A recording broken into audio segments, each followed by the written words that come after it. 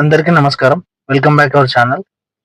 ఈరోజు ఇందిరమ్మ ఇళ్ళ గురించి లేటెస్ట్ అప్డేట్ వచ్చింది. దాని గురించి తెలుసుకుందాం. ఇందిరమ్మ ఇళ్ల నిర్మాణం శ్రీరామనవమి తర్వాత ప్రారంభమవుతుంది.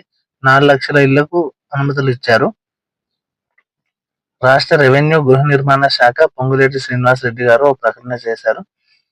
శ్రీరామనవమి తర్వాత ఇందిరమ్మ ఇళ్ల నిర్మాణం స్టార్ట్ అవుతుంది.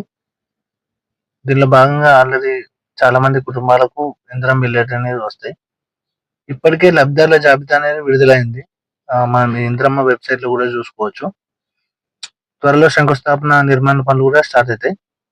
అయితే రీసెంట్ గా 2025 ఫిబ్రవరి 21న నారాయణపేట జిల్లా అప్పకపల్లిలో ముఖ్యమంత్రి రేవంత్ రెడ్డి గారు తొలి 72,045 ఇళ్ల నిర్మాణానికి శంకుస్థాపన చేసిన విషయం అందరూ తెలుసు.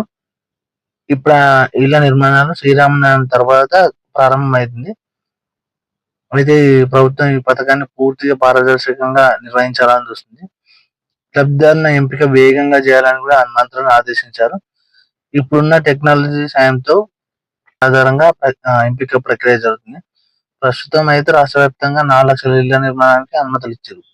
ఇది మొత్తం గవర్నమెంట్ ఏం చెప్తుందంటే, తెలంగాణ గవర్నమెంట్ ఇప్పటికీ రాష్ట్ర వ్యాప్తంగా మొత్తం 10 లక్షల ఇళ్ల నిర్మాణ ప్రభుత్వం లక్ష్యమని స్పష్టం చేశారు. రాష్ట్రంలో ఇందిరమ్మ ఇళ్ల నిర్మాణ పనులు స్టార్ట్ అయినాయి ఆల్రెడీ.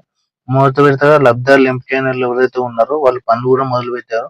కొన్ని చోట్ల అయితే బేస్మెంట్ నిర్మాణం వరకు నిర్మించారు. లబ్ధిదారులు నిర్మాణ పనులు అయితే చేస్తున్నారు. చాలా చోట్ల ముగ్గుపోయటం మరి బేస్మెంట్ వరకు పూర్తయినాయి. అయితే ఇందులో వంటగది, బాత్రూమ్ తో సహా ఇంటి నిర్మించాలని తెలుస్తుంది. ఇంటి నిర్మాణంలో మార్గదర్శకాలను హౌసింగ్ కార్పొరేషన్ వాళ్ళు సర్క్యులర్ కూడా జారీ చేశారు. ఇవి అన్ని జిల్లాల కలెక్టర్లు కూడా పంపారు. అయితే ఇంటి నిర్మాణం కోసం ముగ్గు వచ్చిన తర్వాత బేస్మెంట్ పనులు ప్రారంభించే ముందు ఆ స్థలాన్ని ఖచ్చితంగా ఫోటో తీయాలని స్పష్టం చేశారు. ఇందిరమ్మ మొబైల్ యాప్ ఉంది కదా, ఆ మొబైల్ యాప్ లో జియో కోఆర్డినేట్స్ ద్వారా నమోదు చేస్తారు ఈ ఫొటోస్ అనేది. ఇంటి నిర్మాణం మినిమం 400 చదరపు అడుగులు తగ్గకుండా ఉండాలి. తప్పకుండా 2 గదులు ఉండాలి, ఒక వంటగది, ఒక బాత్రూమ్ ఉండేలా నిర్మాణం ఉండాలని చెప్పారు.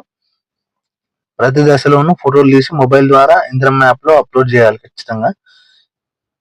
ఇక పాతింటిని మరమ్మతు చేయడం, పాతింటిని అనుకున్న ఇప్పటికే ఉన్న ఇంటిని అదనపు గదులు నిర్మించడం అని చూస్తే ఈ స్కీమ్ అయితే వర్తించదు. గతంలో నిర్మాణం ప్రారంభించి కొంతవరకు నిర్మించిన ఇండ్లు అవుతున్నాయి, వాటికి కూడా ఈ స్కీమ్ అయితే పనిచేయదు. నిర్మాణ పనులు జరుగుతున్నప్పుడు తీసే ఫోటోలు తీసి అప్లోడ్ చేసే దాని ద్వారానే లబ్ధిదారులకు డబ్బులు అనేవి వాళ్ళ ఖాతాలో జమ అవుతాయి. అంటే 5 లక్షల వరకు ఇస్తామని చెప్పారు కదా, ఆ డబ్బులు అన్నట్టు.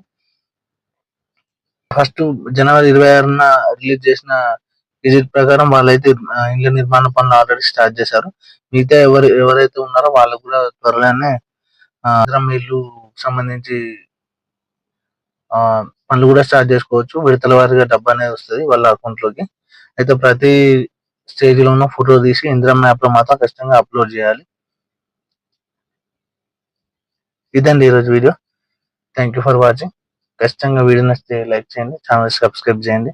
Thank you for watching.